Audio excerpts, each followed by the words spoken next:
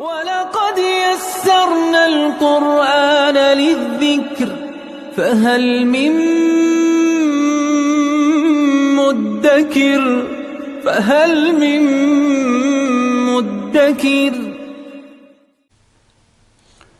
اعوذ باللہ من الشیطان الرجیم بسم اللہ الرحمن الرحیم الحمد للہ رب العالمین وصلی اللہ علی سیدنا و نبینا بالقاسم المصطفى محمد وعلى آلہ الطیبین الطاہرین المعصومین اما بعد اعوذ باللہ من الشیطان الرجیم فاستجاب لهم ربهم انی لا اضیع عمل عامل منکم من ذکر او انثى بعضکم من بعض فالذین هاجروا وأخرجوا من دیارهم وأوذوا في سبیلی وقاتلوا وقتلوا لأكفرن عنهم سیئاتهم وَلَأُدْخِلَنَّهُمْ جَنَّاتٍ تَجْرِي مِن تَحْتِهَا الْأَنْهَارُ ثَوَابًا مِّنْ عِندِ اللَّهِ وَاللَّهُ عِندَهُ حُسْنُ الثَّوَابِ صدق اللہ العلی العظیم۔ سورہ آل عمران کی آیت نمبر 195 میں پروردگار عالم نے اولی الالباب کی دعاؤں کو مستجاب کرتے ہوئے جو گزشتہ آیات میں ربنا ربنا کے ساتھ انہوں نے دعائیں کی، یہ سورہ آل عمران کے آخر کی دعائیں اور سورہ آل عمران کے آغاز میں وہاں بھی اولی الالباب کی دعائیں ربنا لا تزغ قلوبنا، وہاں بھی ان کی دعائیں ربنا کے ساتھ موجود تھیں، اور سورہ آل عمران کے آخر میں پھر جب یہ سلسلہ پہنچا پروردگار عالم نے ان کی زبان پہ جو مناجات تھیں، دعائیں تھیں، ان کا تذکرہ کرنے کے بعد جس انداز سے ان کو قبول کیا، جو اجر و ثواب پروردگار ان کو دینا چاہ رہا ہے اس کا تذکرہ فرمایا۔ اس کے لیے جو الفاظ ہیں فاستجاب لهم ربهم، تو پروردگار عالم نے، ان کے رب نے، ان کے پالنے والے نے،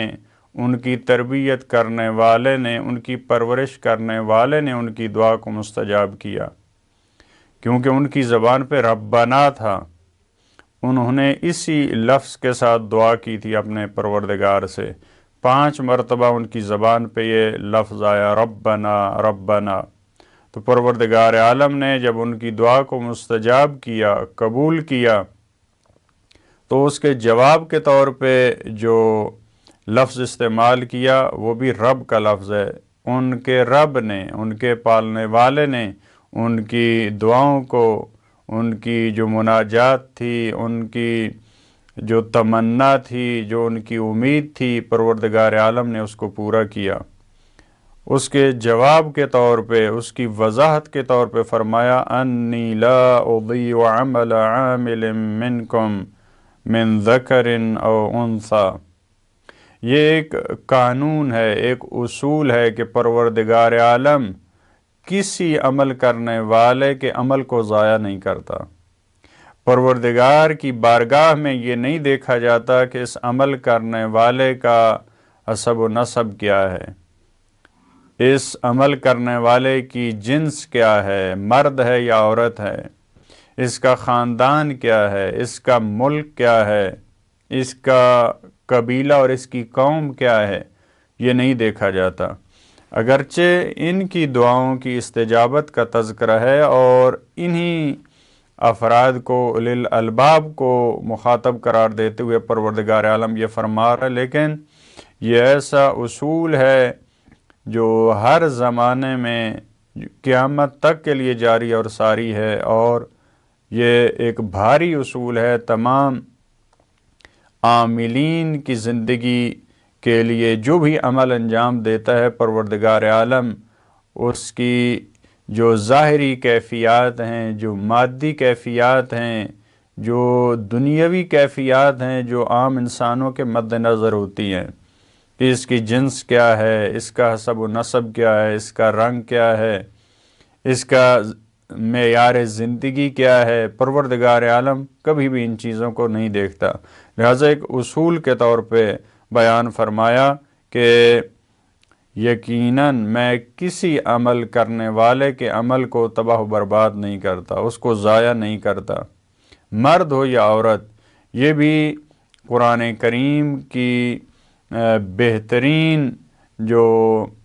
عدالت ہے اور مساوات بارگاہ پروردگار میں، اس کو مختلف آیات میں، بعض دوسری آیات میں بھی یہی تعبیر ہے کہ پروردگار عالم کسی مرد اور عورت کے عمل میں، عمل صالح میں فرق کا قائل نہیں ہے کہ یہ عمل صالح چونکہ عورت نے انجام دیا ہے لہٰذا اس کی ویلیو کم ہے، یہ اچھا عمل کیونکہ ایک مرد نے انجام دیا ہے تو اس کی جنس کی وجہ سے پروردگار عالم فرق قائل نہیں ہوتا، لہٰذا اس کی بارگاہ میں کوئی فرق نہیں ہے۔ اگر اس کی عبادت کرنے والی خاتون ہے، وہ اگر خلوص سے عبادت کرتی ہے تو اس کا اتنا ثواب ہے، اگر وہ عبادت ایک مرد کر رہا ہے اسی خلوص سے تو اس کا بھی ثواب ہے۔ خود جنس کا کوئی عمل دخل نہیں ہے، مذکر اور مؤنث ہونے کا، مرد اور عورت ہونے کا بارگاہ پروردگار میں معرفت کی مراحل طے کرنے میں کوئی فرق نہیں ہے۔ ہاں دنیا میں اجتماعی معاملات میں، سیاسی ذمہ داریوں میں یہاں پہ مرد اور عورت کا فرق ہے، بعض ایسی ذمہ داریاں ہیں جو مرد کو کہا گیا کہ ان کو آپ نے ادا کرنا ہے، کیونکہ جو خاتون کے بدن کی یا اس کی جو نفسیات ہیں اس کے ساتھ یہ سازگار نہیں ہے، لہٰذا وہ ان ذمہ داریوں کو اپنے کندھے پہ نہ اٹھائے۔ یہاں دنیاوی معاملات میں یا سیاسی معاملات میں، معاشرتی معاملات میں یہاں پہ فرق ہوتا ہے، لیکن بارگاہ پروردگار میں قرب الہی کی منازل طے کرنا اس میں کوئی فرق نہیں ہے۔ لہذا فرمایا کہ میں چاہے عمل انجام دینے والا مرد ہو یا عورت، کسی کے عمل کو میں ضائع نہیں کرتا، تباہ و برباد نہیں کرتا۔ بعضکم من بعض، کیونکہ تم ایک دوسرے میں سے ہو، مرد اور عورت ایک جنس میں سے ہیں، سب کا جو آباء و اجداد ہیں سب کے وہ ایک ہیں، سب کو حضرت آدم اور حضرت حوا کی نسل سے اور ان کے شجرے سے سب کو پیدا کیا، لہٰذا اس حوالے سے کوئی فرق نہیں ہے، کوئی ان کے درمیان اس طرح کا فضیلت کا معیار نہیں ہے۔ ممکن ہے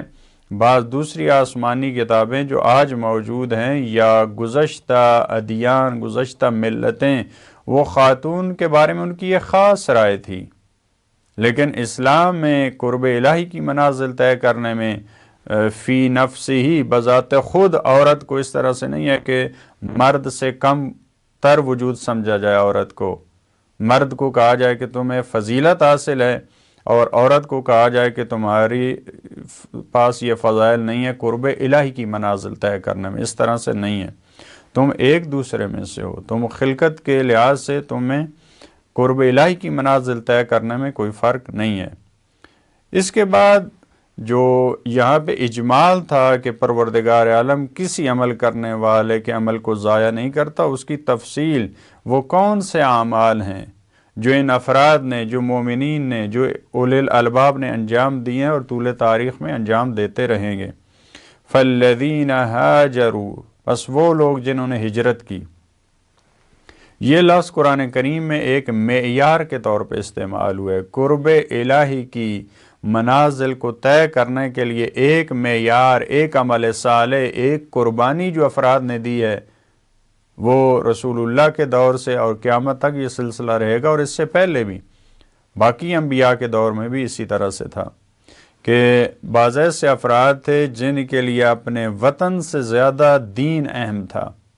انہوں نے اپنے دین کے لیے، انہوں نے اللہ کے لیے اپنے وطن کو چھوڑ دیا۔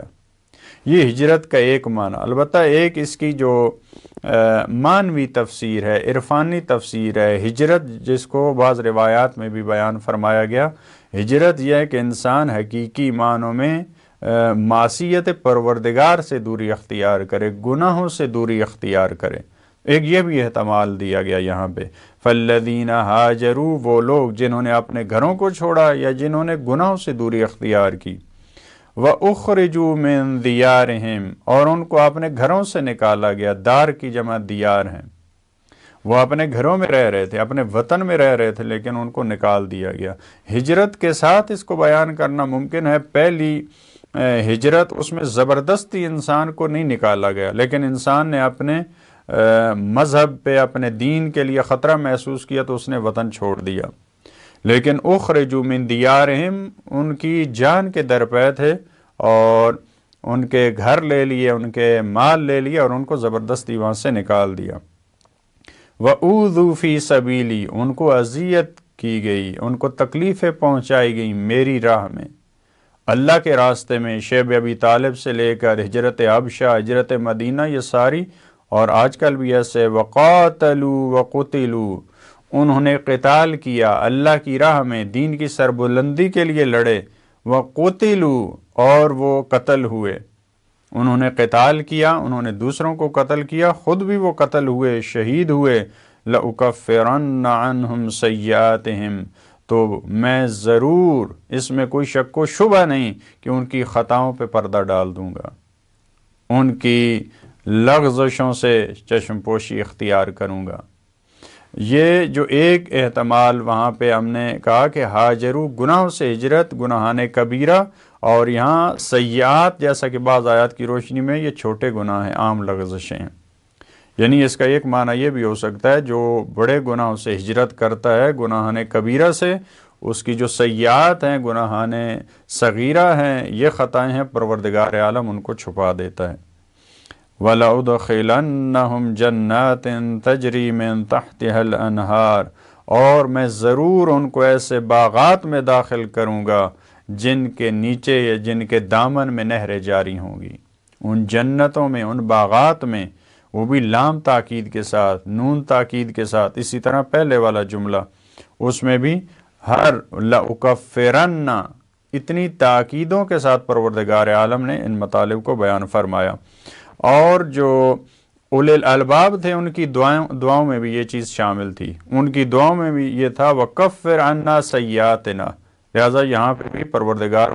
نے ان کی دعا کو مستجاب فرمایا اور کہا کہ میں اس پہ پردہ ڈال دوں گا۔ پروردگارہ جو تو نے وعدہ کیا اس کو پورا فرما، لہٰذا جنت میں داخل ہونے کے جو وعدے ہیں پروردگار اس کو یہاں پہ پورا فرما رہے۔ ثوابا من عند اللہ،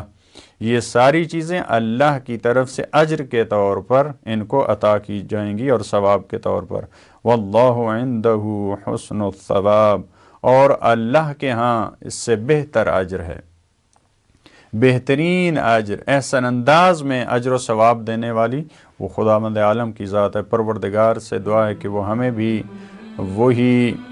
چیزیں عطا فرمائے جو اس نے اولِ الالباب کو ان کی دعاؤں کے صلہ کے طور پہ، ان کی دعاؤں کے اجر کے طور پہ عطا کی، اور خدا ہمیں بھی اولِ الالباب کی سیرت پہ چلنے کی اور ان کی معیت کی توفیق عطا فرمائے۔ اللہم صلی علی محمد و آل محمد۔